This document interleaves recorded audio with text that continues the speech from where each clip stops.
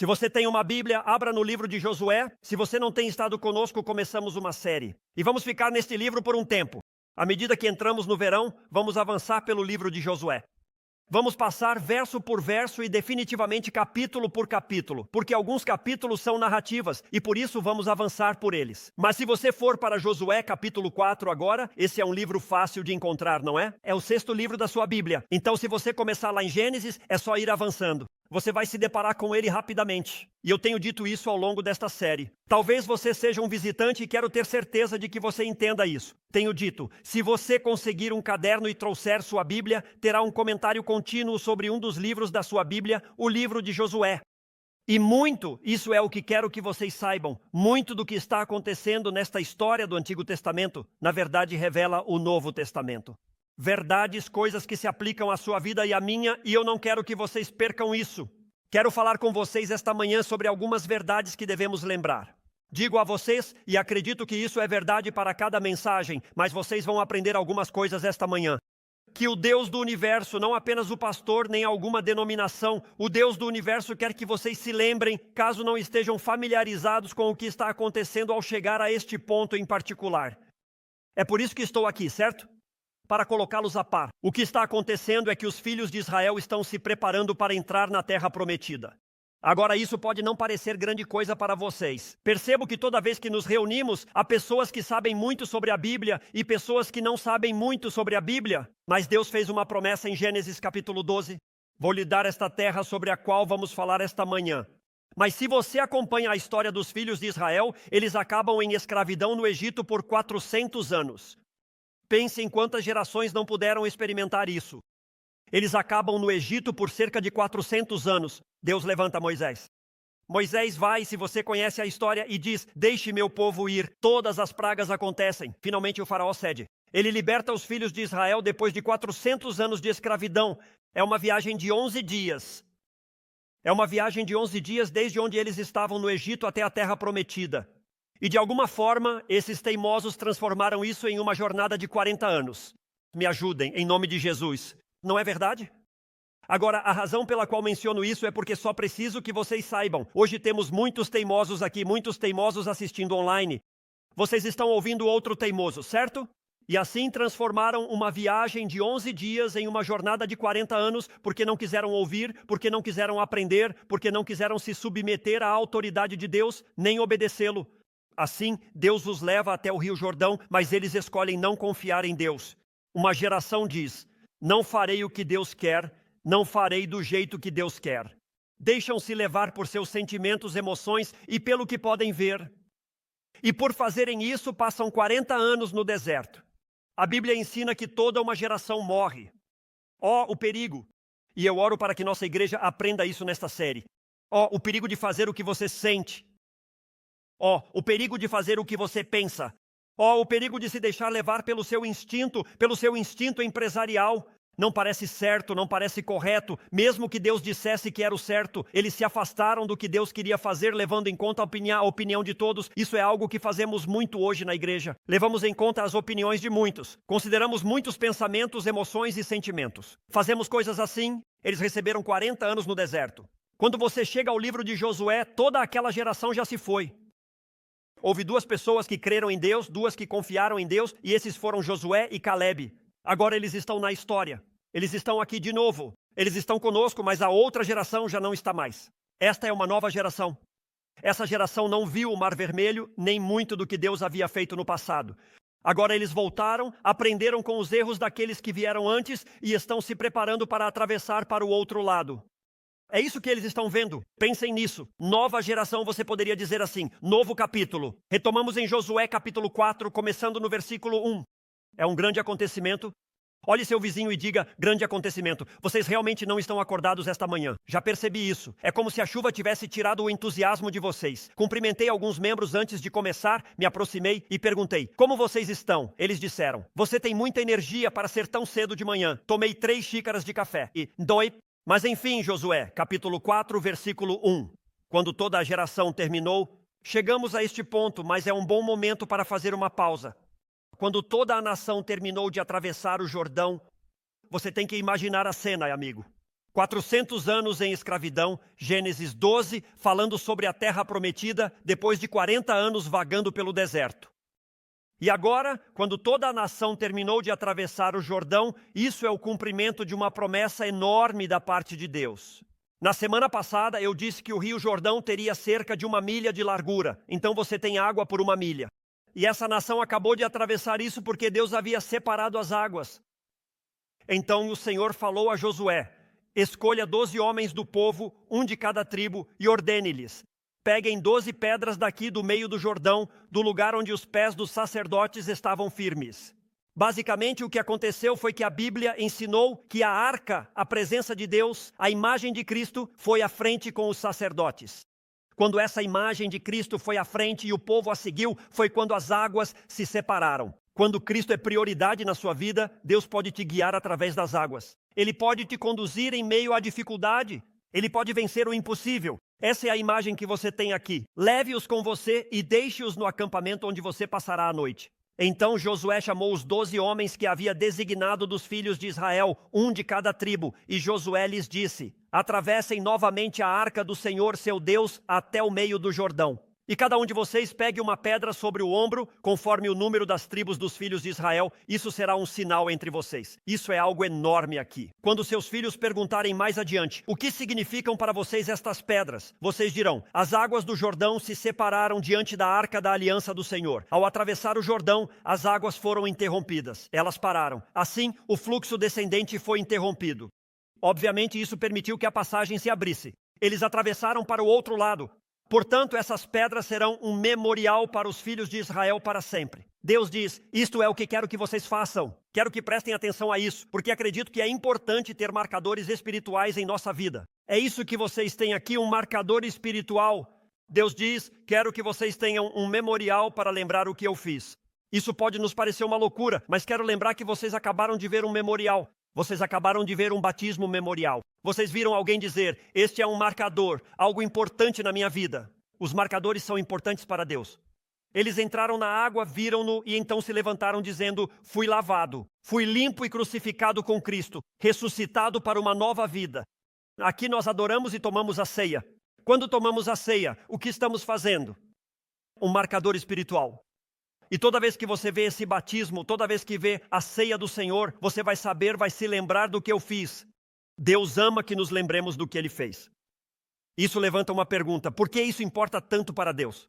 Deus deixou 2 grandes coisas. Em Josué capítulo 4, como vamos ver, há 2 montes de pedras. Você ainda não viu, mas verá 2 montes de pedras. Há 2 ordenanças dadas à igreja de Jesus Cristo que devemos continuar praticando até que Cristo volte: o batismo e a ceia do Senhor. Então isso realmente importa para Deus, mas por que isso importa para Deus? Número 1, você está pronto? Você quer um comentário? Aqui está. Número 1, Deus está ensinando lições. Deus ama memoriais e marcos porque quer que você se lembre. Ouça, alguns precisam entender isso. Deus está sempre nos ensinando lições. Deus quer te ensinar algumas lições nesta manhã para que você possa se lembrar. Deus está ensinando lições aqui. Alguém me disse: pastor, qual a principal lição de Josué capítulo 4? Eu diria o seguinte, pois creio que essa é a principal lição de Josué capítulo 4. Deus estava dizendo: estou atento, só quero que saibam, eu sei que prometi isso em Gênesis 12. Sei que vocês estiveram em escravidão, sei que vagaram pelo deserto, sei que não fizeram o que pedi que fizessem. Vocês não foram fiéis, mas quero que saibam que estou atento, sou fiel, e aqui estamos cumprindo a promessa que disse que cumpriria. Estou atento ao que está acontecendo. Acredito que Deus nos diria: estou disponível. Acredito que Deus nos diria: sim, vocês estão diante de 1 milha de água. Sim, pedi que vocês atravessassem quando está na pior condição possível. Pode ser possível, mas é isso que quero ensinar a vocês enquanto os faço atravessar aquilo que parece impossível. Estou atento à sua vida e estou disponível para a sua vida. Acredito que Deus quer ensinar: eu sou capaz. Não importa o que vocês enfrentem ou passem, não importa quais circunstâncias surjam na sua vida, não importa quais circunstâncias surjam no mundo ou o que esteja acontecendo. Isto é o que você precisa saber. Seja enfrentando um rio impossível de atravessar ou tendo sido desobediente e estando distante de mim, eu posso cumprir o que digo. Acredito que essas são as lições que Deus nos ensinaria ao enfrentarmos isso. Fico feliz que este lado da sala tenha entendido e vencido sobre aquele lado. Isso é bom. É isso que eu diria a você nesta manhã ao estudar sua Bíblia. E quero acrescentar algo não para me afastar do texto, mas porque posso ver isso em outras passagens. Como seguidores de Cristo, a Bíblia nos ensina que há coisas que você precisa esquecer e outras que precisa lembrar. É isso que você está vendo bem aqui. Deus diz, estabeleça um memorial, uma lembrança. E se você pensar bem, a memória é algo incrível. É através da memória. Sabe, acho impressionante que possamos ser imediatamente transportados para algo do nosso passado. Pense nisso. Coisas estranhas podem desencadear lembranças. Já aconteceu isso com alguém? Você ouve uma música no carro e de repente volta para quando tinha 15, 16 ou 17 anos. Você se lembra com quem estava, onde estava e o que estava acontecendo em sua vida naquela época. Você pode ver uma fotografia e ela pode te levar de volta àquelas pessoas, àqueles momentos, àquele tipo de coisa. E isso é comprovado cientificamente. Você pode sentir um aroma. Basta captar um cheiro e ele pode te lembrar de alguém do seu passado ou de alguma situação do seu passado. É realmente impressionante o que a memória pode fazer. Mas agora todos nós sabemos disso. Agora os mais jovens ainda não chegaram a esse ponto, mas deixem-me ajudar os mais jovens. Você envelhece a cada segundo. Agora você está mais velho do que há um segundo. Todos envelhecemos assim. Você aprende que algumas lembranças podem ser muito vívidas e claras. Não é impressionante? Há coisas que não conseguimos esquecer, mas outras ficam turvas e distantes. Alguém sabe do que estou falando? Às vezes dizemos que não lembramos de certas coisas, embora lembremos de outras. Frequentemente lembramos de coisas inúteis e não das importantes. Vamos lá agora. Fico feliz em saber que sou normal esta manhã. Isso é tudo o que eu preciso. Então Deus diz, estabeleça uma lembrança do que eu fiz por você. Ouça com atenção quando me ouvir. Estabeleça uma lembrança do que eu fiz quando você me ouviu. Às vezes pensamos apenas em uma lembrança do que eu fiz, mas não, Deus quer que vocês entendam. Estabeleça uma lembrança do que eu fiz quando você fez o que eu te disse para fazer. Agora, o interessante é, pense nisso por um momento. Deus os amava. Ele queria que isso fosse um memorial, uma lição que eles nunca esqueceriam. E acho interessante porque é uma das coisas que você vê na sua Bíblia. Algumas pessoas não percebem, mas você sempre vê isso na sua Bíblia. Alguns pensam que sou repetitivo ao pregar. Sou repetitivo porque a Bíblia é repetitiva. A Bíblia continua dizendo as coisas uma e outra vez. Se você não acredita, é por isso que vê isso nas Escrituras. Veja 2 Pedro capítulo 1, versículos 12 e 13. Isto é, 2 Pedro capítulo 1, versículos 12 e 13. Pedro, na introdução de sua segunda carta, veja o que ele escreve. Por isso, sempre estarei disposto a lembrá-los dessas coisas, embora vocês já as saibam e estejam firmes na verdade que agora possuem. Ele diz, olhem, estou lembrando vocês disso repetidas vezes mesmo sabendo que já lhes foi ensinado e que vocês podem saber disso em sua mente enquanto ensino. Versículo 13, considero que isso é o correto. Enquanto eu estiver nesta morada terrena, ele diz, enquanto eu estiver neste corpo, nesta vida, enquanto eu estiver vivo, veja isso para motivá-los à lembrança. Isso é muito importante para Deus. É muito importante para Deus que façamos isso regularmente. É muito importante para Deus que abramos este livro e nos lembremos do que Deus fez. É muito importante para Deus que você tenha tempo para refletir sobre o que Deus fez e está fazendo em sua vida. Pedro diz, eu sei que vocês sabem dessas coisas, mas acredito que é importante refrescar a memória de vocês. E eu preciso que todo seguidor de Cristo ouça isso, que você precisa voltar constantemente e se lembrar do que é importante, do que realmente importa, das coisas fundamentais. Da mesma forma, é importante para Deus que você e eu nos lembremos do que Ele fez. É importante para Deus que você se lembre do que Ele fez. É importante para Deus que você se lembre de como Ele age. É importante para Deus que você se lembre do que Ele faz. Na verdade, deixe-me mostrar algo incrível, porque quero que vocês vejam isso. Todo este livro deve ser um lembrete para você. Este é um livro selado. É um livro concluído. Deus disse, eu te dei toda a revelação que você precisa de mim para alcançar o que desejo para a sua vida. Não há necessidade de mais revelação. Se você aprender o que está neste livro e o que eu quero para a sua vida, posso te levar de onde você está até onde você deve ir. Deus nos diz isso. Neste livro, Deus ensina coisas que devemos lembrar. Vou te dar uma que você deve lembrar. Adoro isso, impressionante. Salmo 139, versos 17 e 18. Veja o que diz sua Bíblia. Quão preciosos são os teus pensamentos para comigo. Ele está escrevendo e dizendo, Deus, os teus pensamentos sobre a minha vida, sobre quem eu sou, são preciosos. Quão grande é a soma deles? Com que frequência, Deus, tu pensas em mim? Se eu os contasse, seriam mais do que os grãos de areia. Deus está dizendo, meus pensamentos sobre você são mais numerosos do que os grãos de areia. É assim que Deus pensa tanto em você. Estou falando com você como um indivíduo. E para mim, me impressiona que o Criador do universo tenha sequer um pensamento passageiro sobre nós. Eu literalmente já ouvi pessoas dizerem, bem, sabe, eu não peço muito a Deus porque Ele está muito ocupado. Essa é uma visão equivocada de Deus. Deus não é como você. Ele não está limitado pelo tempo, pelo espaço, nem pelos pensamentos. Por isso, pensar que Deus está tão ocupado que não pode lhe dar atenção é um erro. A Bíblia diria que você não entende quem Deus realmente é. Pense no que acabei de lhe dizer. Eu disse, Deus está lhes ensinando uma lição. O que essas pedras vão representar? Que estou atento? Pessoal, eu sei onde vocês estavam, o que passaram e fizeram. Ele dizia, quero que saibam que estou disponível. Quando me ouvirem e seguirem, estarei disponível para suas vidas. Quero que olhem para trás, para este Rio Jordão, e nunca se esqueçam, nada é impossível para mim. Então, literalmente, pensem nisso por um momento. Quero dizer, o fato de o Criador do universo ter um pensamento passageiro sobre nós já seria algo incrível, mas não é isso que a Bíblia diz. Eu diria, estou pensando em você. E continuo pensando em você nos dias que virão. E eu estou prestando atenção, estou disponível e sou capaz na sua situação. Vou te dizer uma coisa maluca. Não sei se vocês já passaram por isso. Não digo que todas as crianças fazem isso, mas já notaram como elas buscam sua atenção? Já perceberam como elas se comportam mal, fazem um show, essas coisas? Quando Jackson, nosso neto mais velho, era pequeno, ainda faz um pouco, ele nos ligava pelo FaceTime. E você pensaria, bem, se vai me ligar pelo FaceTime, vamos conversar, interagir. Mas é isso que ele fazia. Ele levava o telefone para a sala de brinquedos, colocava-o lá e dizia, me veja brincar. Quero que saibam que há coisas melhores na televisão. Posso dizer isso a vocês? Sentado, vendo esse menino brincar com seus brinquedos e nem sequer me reconhecer, só querendo que o vejamos. Ele não subia as escadas em casa porque sempre dizia, vem comigo, quero que me veja brincar. É como se ele quisesse saber que você está atento à minha vida. E, no entanto, a Bíblia te ensina que é assim que Deus é com a sua vida. Devemos lembrar que a Bíblia diz que temos um Pai Celestial que sempre nos observa. Isso é parte do que essas pedras representariam para os filhos de Israel. Você tem um Deus, um guia, uma autoridade, uma pessoa atenta, o Deus do universo na sua vida. Nunca se esqueça disso, meu amigo. Eu te digo isso nesta manhã. Não importa como você se sinta, nem o que digam suas emoções ou circunstâncias, Deus sabe onde você está. Deus sabe exatamente o que você enfrenta e do que precisa. Eu adoro o que Charles Spurgeon disse. Olhe para isso.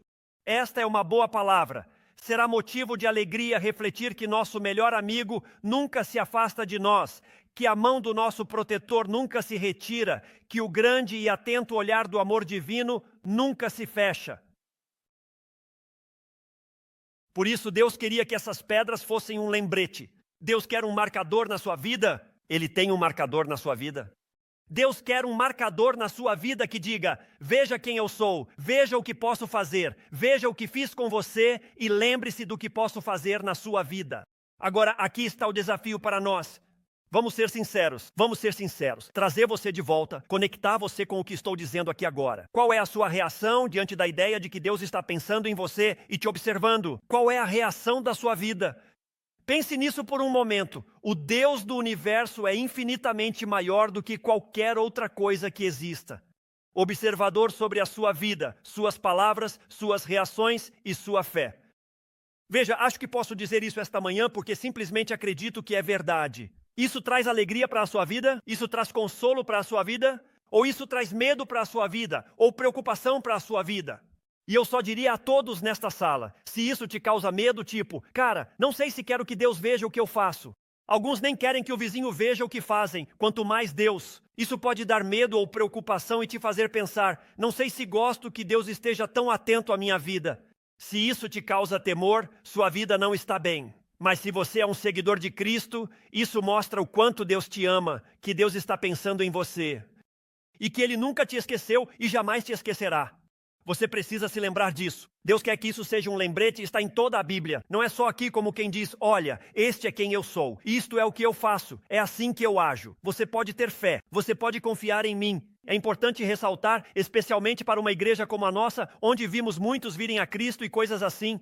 É importante destacar que se você colocou sua fé em Jesus Cristo, Ele deixou seus pecados de lado. Alguém diga amém. Animem-se nesta manhã. Vamos lá agora. Em Hebreus 8:12, Deus disse isto. É na nova versão transformadora, mas veja o que diz. E perdoarei a sua maldade. Glória a Deus. E nunca mais me lembrarei dos seus pecados.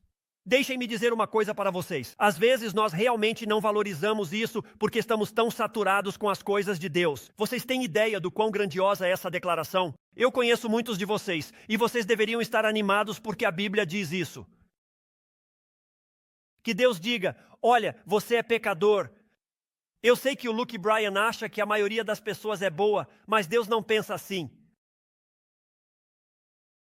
Não é mesmo, pessoal? Eu lhes digo, o Deus do universo não canta essa música. Alguns nem conhecem a música. Tudo bem, os outros entenderam, mas só estou dizendo isso. Olhem, a realidade é que a Bíblia ensina que se você se arrependeu dos seus pecados e confiou no pagamento de Cristo na cruz, esses pecados da sua vida não serão lembrados.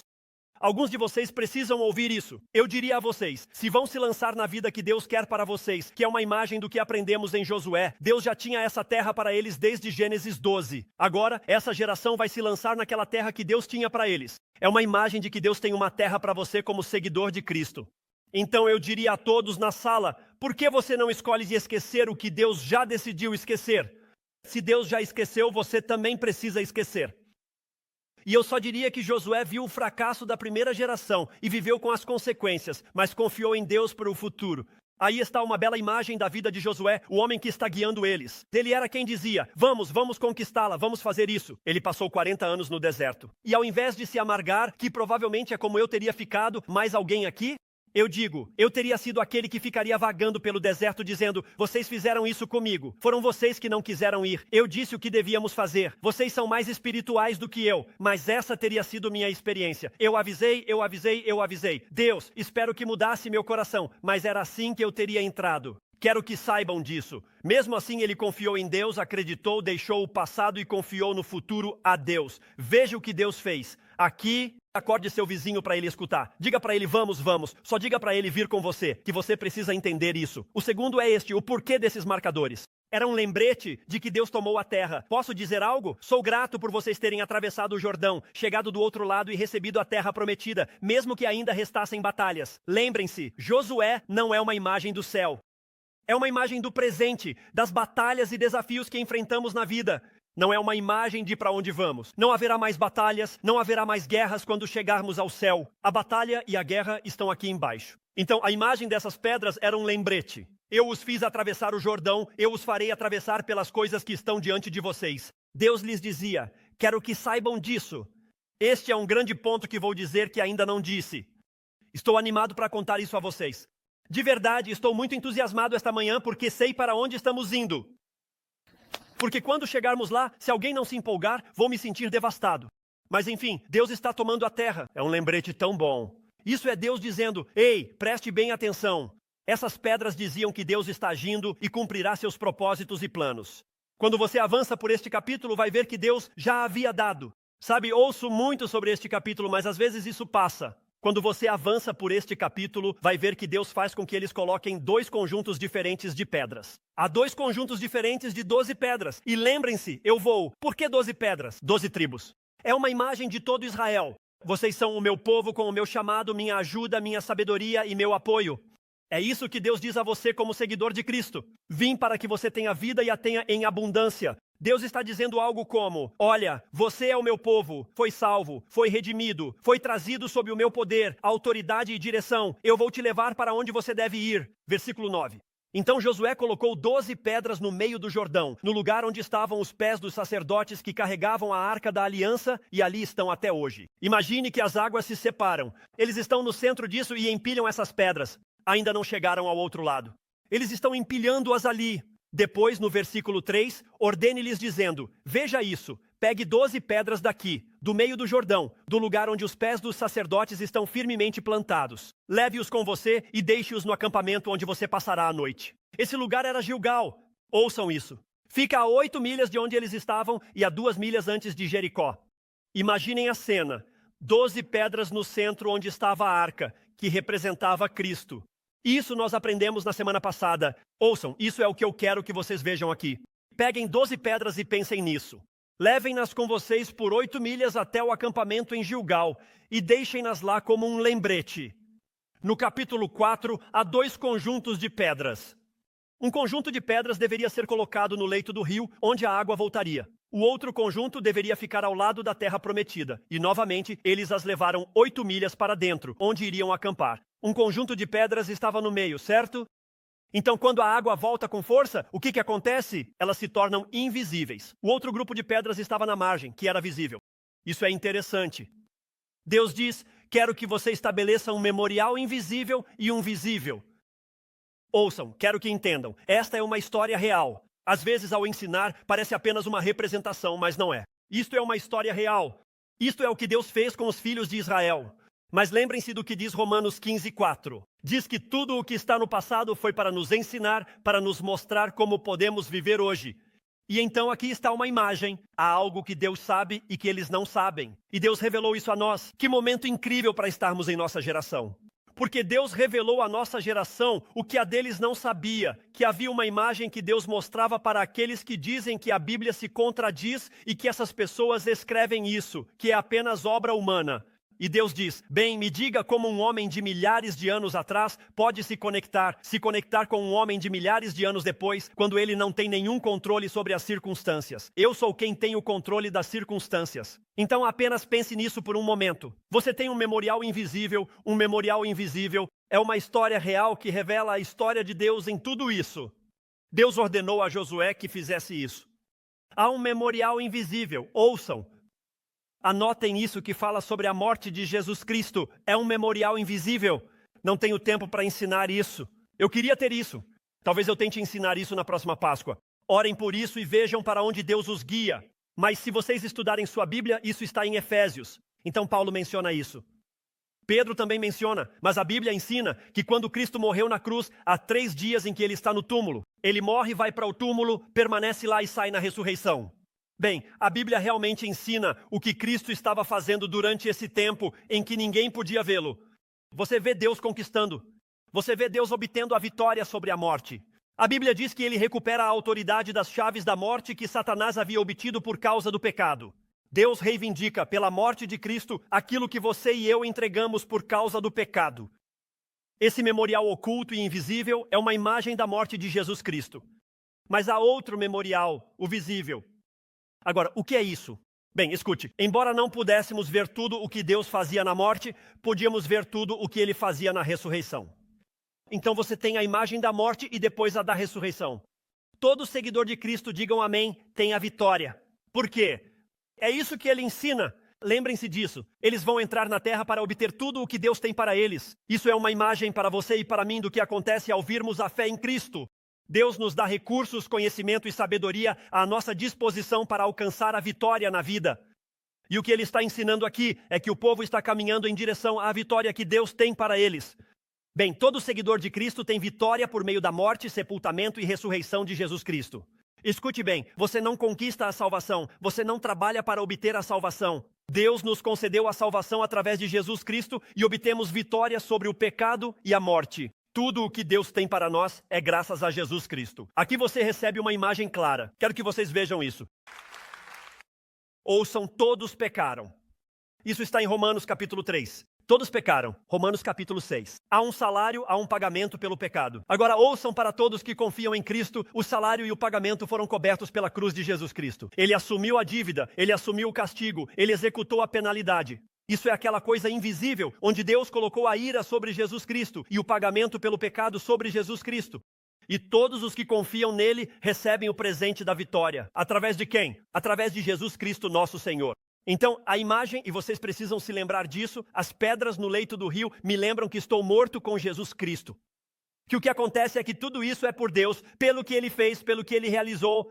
As pedras na margem do rio me lembram que ressuscitei para uma nova vida. É isso que a Bíblia está dizendo aqui, porque coloquei minha confiança na obra de Cristo. Agora quero que você veja isso. Você pode ver isso no Novo Testamento. Não se esqueça, na semana passada eu te ensinei que Jesus foi batizado perto desse lugar no Jordão. Quando Jesus foi batizado, o que ele estava fazendo? Escute, era uma imagem do que ele iria fazer. Vou tomar sobre mim a ira, a dor, o castigo, o pagamento pelos pecados. Enfrentarei a morte, mas deixe-me te dizer uma coisa. Vou vencer a morte. Serei ressuscitado para uma nova vida. A Bíblia mostra que Deus nos dá o batismo como imagem e lembrança. O que você viu hoje, as pessoas dizem que morreram com Cristo, foram lavadas e purificadas. Eu ressuscitei para uma nova vida.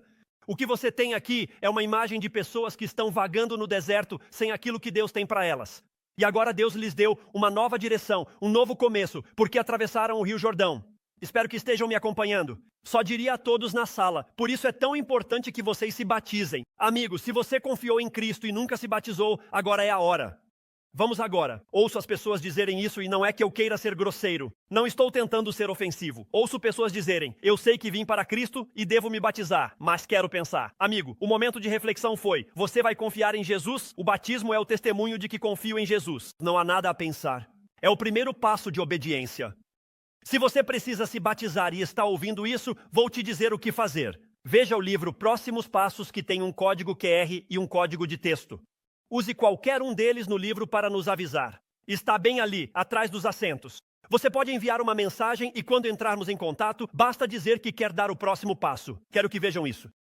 Quando as pessoas se batizam, por que as mergulhamos? Existem outras formas. Então por que debaixo d'água? Bem, a palavra batismo é batismal.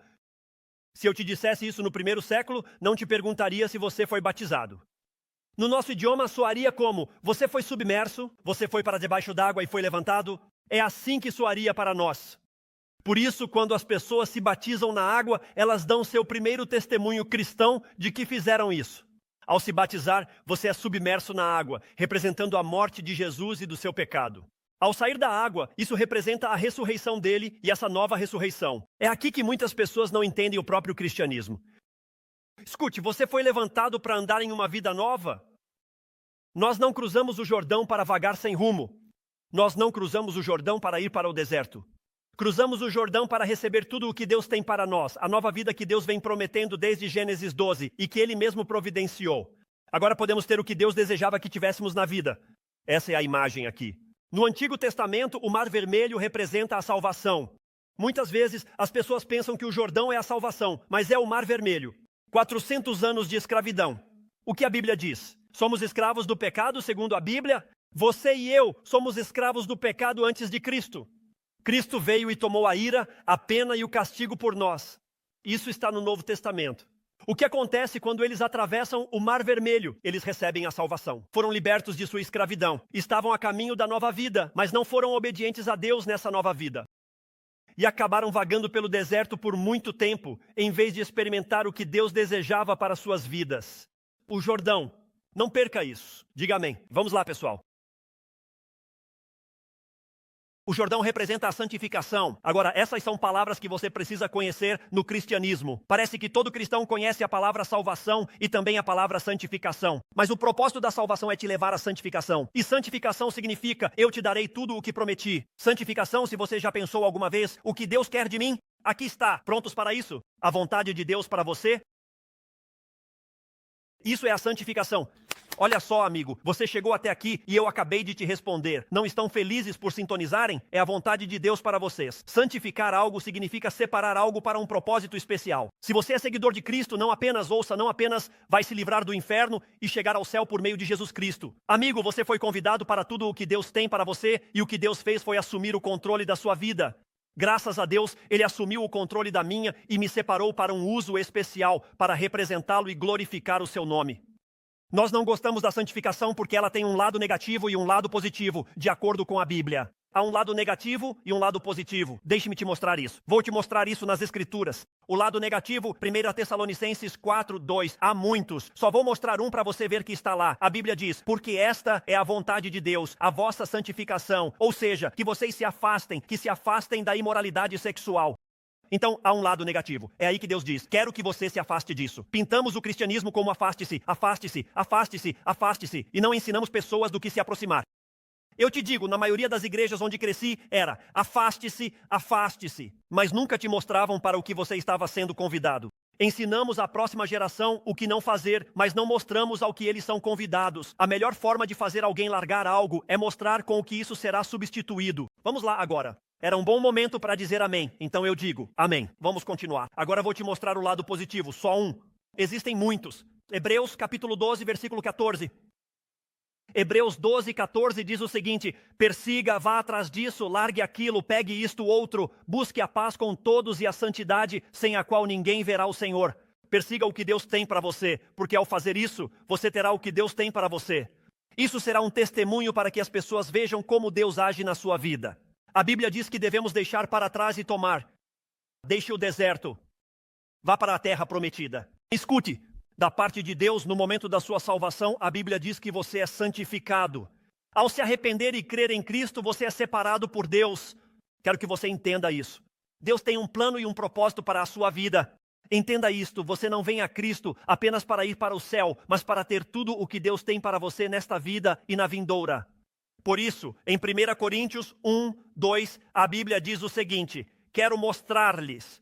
Paulo ensina isso à igreja de Deus em Corinto, aos que foram santificados em Jesus Cristo, santos por vocação. Com todos os que, em qualquer lugar, invocam o nome do Senhor Jesus Cristo, Senhor deles e nosso Senhor, todos os seguidores de Cristo foram santificados. Ouçam-me. No momento em que aquele povo saiu do Egito e começou a caminhar, foi como se aquela fosse a nação que havia sido separada. Este é o povo que eu vou abençoar. Eles saíram e eram o povo escolhido de Deus. Assim você foi separado para Deus. Se você é seguidor de Cristo, essa é a sua posição. É assim que Deus te vê em Jesus. Você confiou em Cristo, foi trazido para a minha família. Agora, há tudo isso que quero te dar na vida. Mas agora veja, 1 Coríntios 1, versículo 30, apenas alguns versículos depois. Mas por iniciativa dele, vocês estão em Cristo Jesus. Então aí está a salvação. Olhe para isso. Que se tornou para nós sabedoria de Deus, justiça, santificação e redenção. Ele diz: pessoal, vocês foram tirados da sua vida antiga para esta nova vida, onde Deus quer lhes dar tudo isso. Agora, em Jesus Cristo, a Bíblia diz que somos santificados, somos separados. Se você é seguidor de Cristo hoje, Deus quer fazer algo através da sua vida. Mas deixe-me te dizer, se você conhece os coríntios, sabe que eles não viviam como santificados. Talvez alguns não saibam disso, mas se lerem 1ª e 2ª aos Coríntios, é como dizer: eu achava que minha igreja estava ruim na cidade onde eu morava. Quando estávamos em Atlanta, havia uma igreja logo nos arredores chamada Igreja dos Coríntios. E eu pensei que alguém tinha errado feio no nome, irmão. Quer dizer, não é por má intenção, porque sei que existem por aí, mas esse não é o nome que você quer dar para a sua igreja. E te digo mais, se você fizer isso, eu não quero ser seu pastor. Mas enfim, vamos lá. Mas literalmente, irmão, eles não estavam vivendo assim. Veja, eles eram santos por posição, ok? Está disponível. Você está aí fora, pode atravessar e ter tudo isso que eu quero para você. Mas eles não eram santos na prática. Eles não seguiam nem ouviam ao Senhor. Por isso eu acho tão importante ensinar isso. Muitos desistem do cristianismo. Nunca foram obedientes, nem caminharam naquilo que Deus os chamou para fazer. Pensam que tiveram uma experiência cristã, mas na verdade não tiveram. Pode ser que você tenha resolvido a questão do perdão dos pecados e colocado sua fé em Jesus Cristo, mas não entrou em tudo o que Deus tem para você, porque vive em desobediência, não em obediência. Você não pode ter isso. Talvez sinta arrepios em um culto de adoração. Talvez levante a mão se sua melhor experiência é com outros na adoração, mas não consegue isso fora dali. Algo está faltando. Provavelmente é a santificação. Crescer, desenvolver, tornar-se. Quero te mostrar uma coisa. Preciso que você diga amém quando eu disser. Você não pode viver a vida cristã com sua própria sabedoria, força ou bom senso. Mas há muitas pessoas que tentam fazer isso, e alguns de vocês aqui também.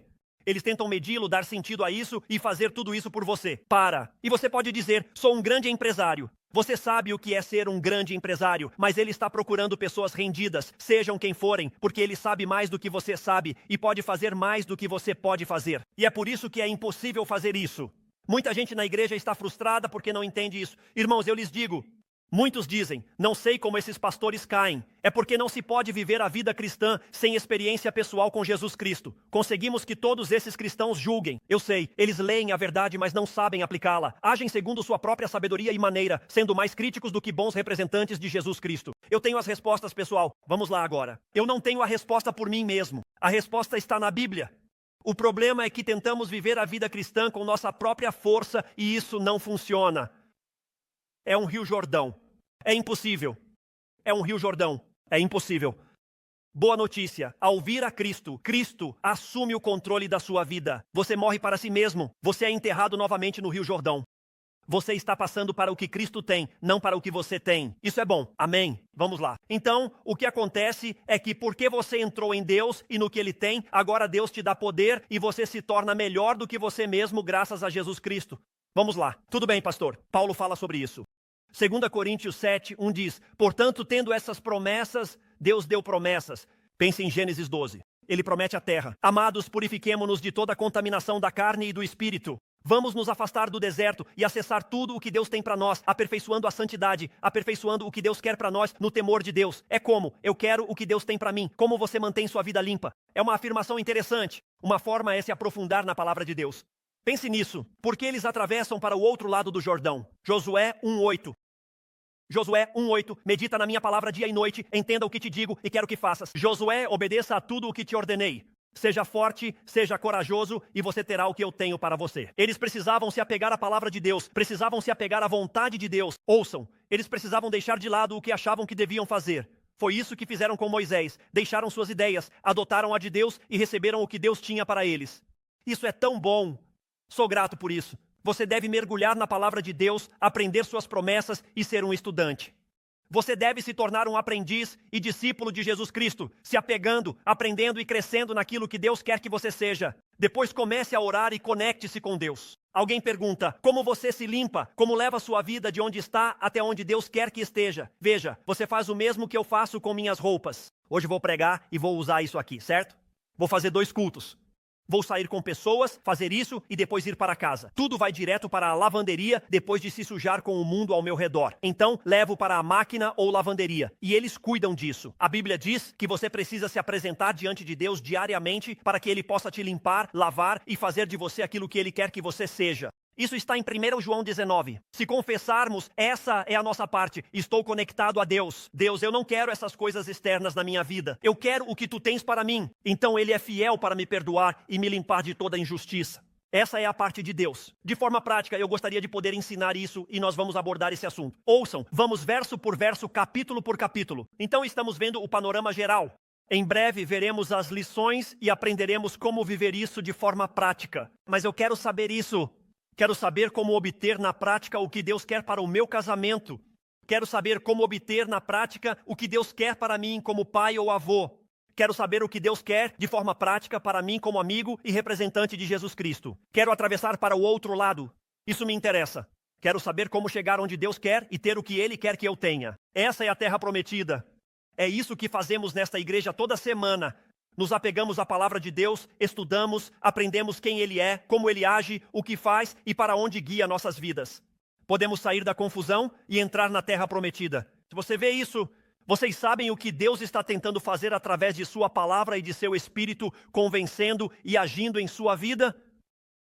Com pastores, mestres e pessoas que se aproximam da sua vida para investir em você, Ele está tentando fazer com que você conquiste território. Veja o coração de Deus nisso. Quero que você conquiste território no seu casamento, conquiste na sua responsabilidade financeira e conquiste na sua paternidade.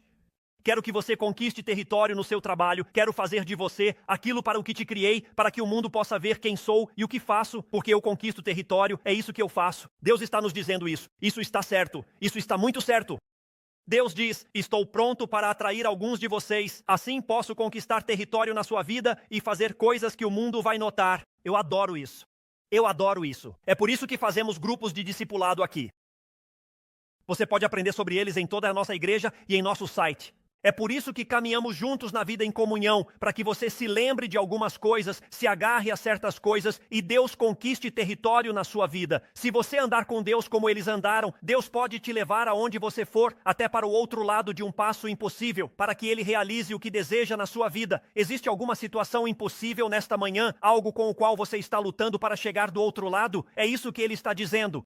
Escute-me. Pela morte de Jesus Cristo, pela ressurreição de Jesus Cristo, pela vitória que está disponível em Deus. É isso que Deus estava dizendo. Marque esses lugares porque vou te dizer uma coisa. Ouça, não é você, sou eu.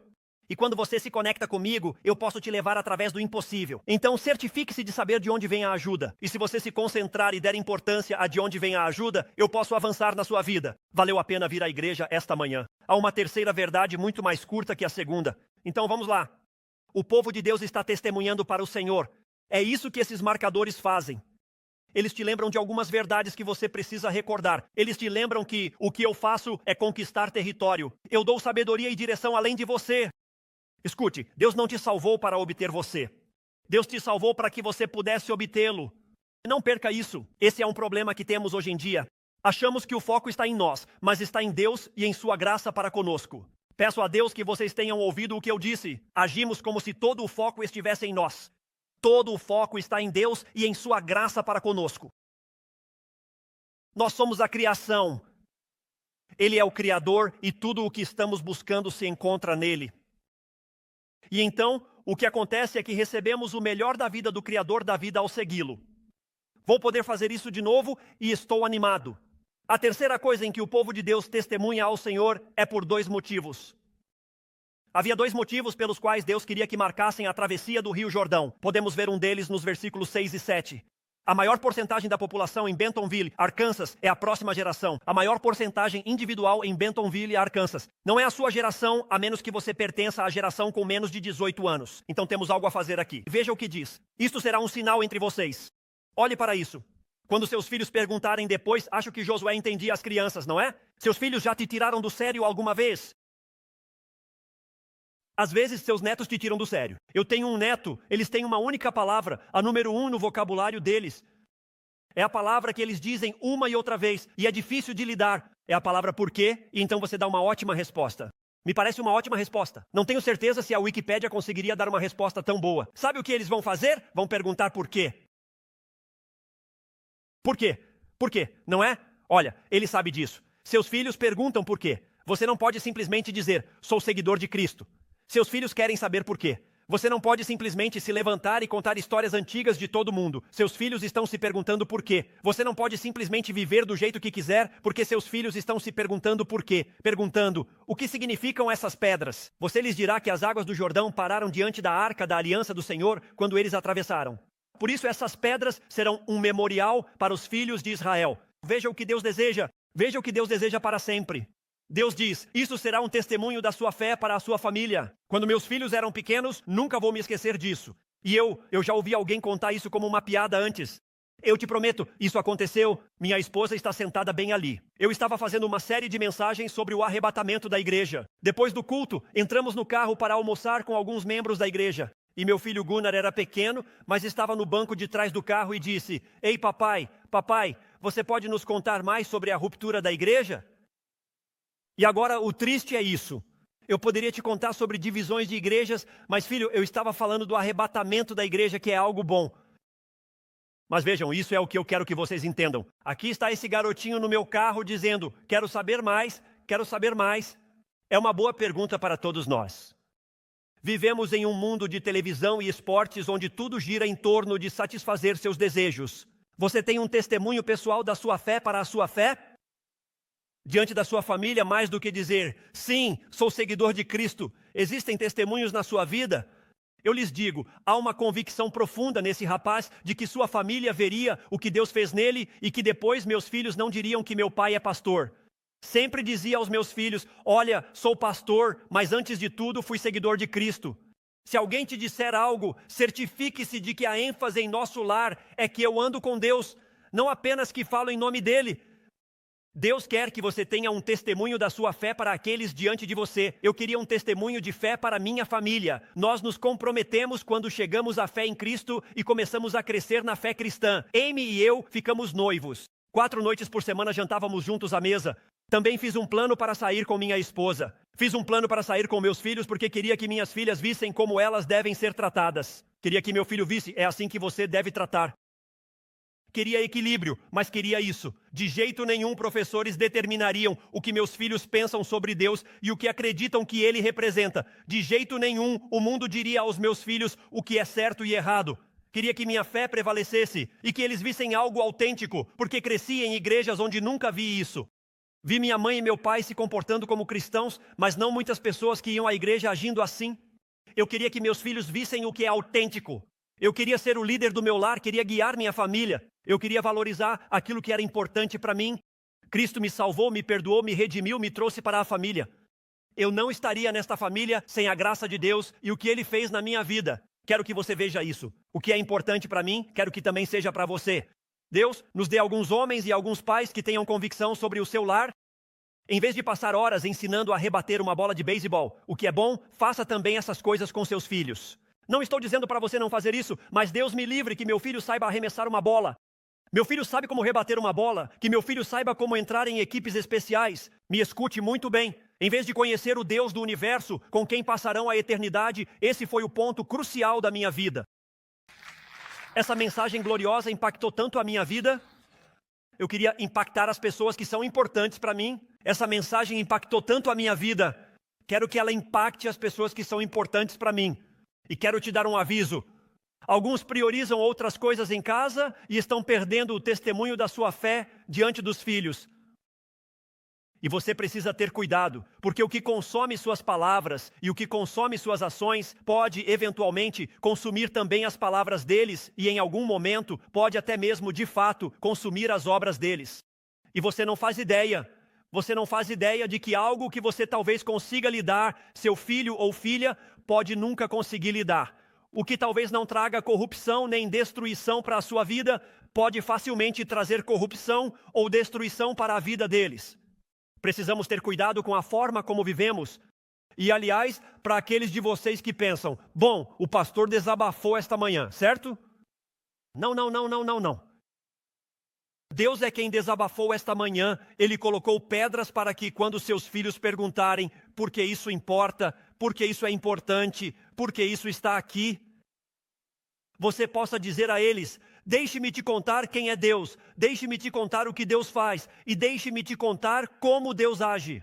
Porque, filho, isso é o que importa mais do que qualquer outra coisa. Há uma segunda razão.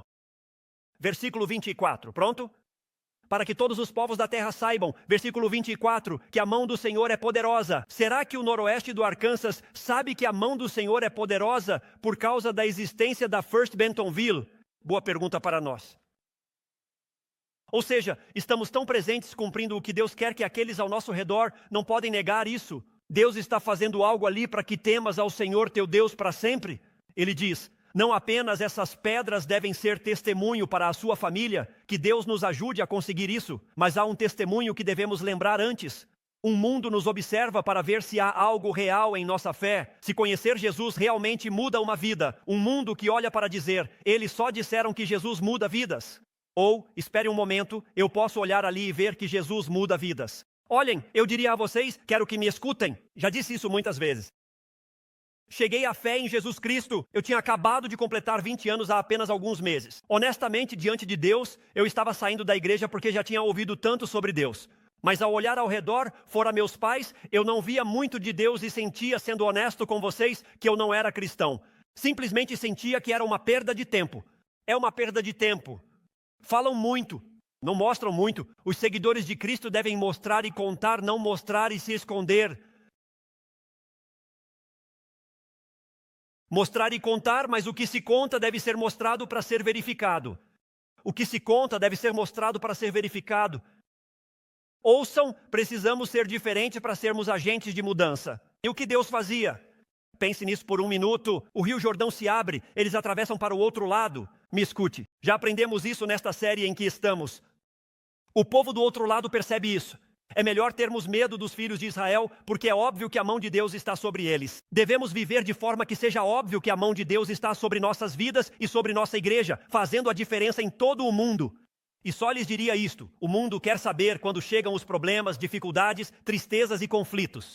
Se os seguidores de Cristo são diferentes dos não cristãos, eles estão se perguntando isso. Precisamos mostrar isso a eles. Estamos apenas no 4º capítulo deste livro. Já estamos vendo que há algo diferente no povo de Deus. Há algo diferente na terra para onde Deus os está levando. Deus lhes dava direção e vitória, cumprindo sua promessa por amor. Versículo 18. Quando os sacerdotes que carregavam a arca da aliança do Senhor saíram do Jordão, as plantas dos pés dos sacerdotes tocaram terra seca. As águas do Jordão voltaram ao seu lugar e correram sobre todas as suas margens como antes. Vocês conseguem imaginar como se sentiram os filhos de Israel? Pensem nisso. Por um momento, quando viram que esse rio se abriu e depois observaram como ele voltou a se juntar, eles estavam olhando e pensando: escutem, do outro lado estava a existência antiga.